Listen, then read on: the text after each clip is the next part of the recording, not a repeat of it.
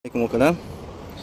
Hop, qisqacha bilganlar uchun eslatma, bilmaganlar uchun life hack deydimi? Shunaqa narsa. Trambror metga qo'yishga, ba'zi birlar gaz regrofi qildirsam ham mashinam bo'g'iq tortmayapti. Trambror jijganiz qanaqa holatda bo'ladi deyishida.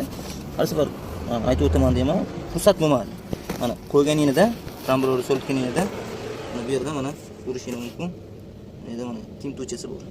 Mana bu yerda qo'ldan datchiga qarab turgan joyi bo'ladi. Bu qora plasmassaga mana shu qarab turadi. O'shanda o'rtada turadi.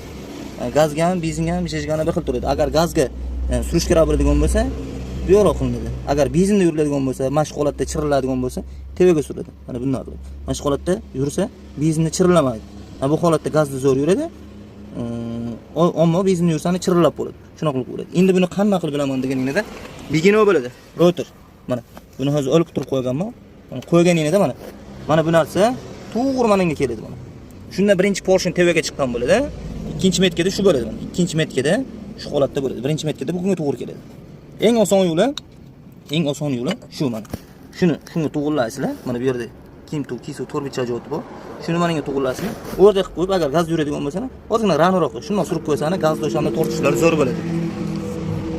Bilganlar uchun eslatma, bilmaganlar uchun life hack.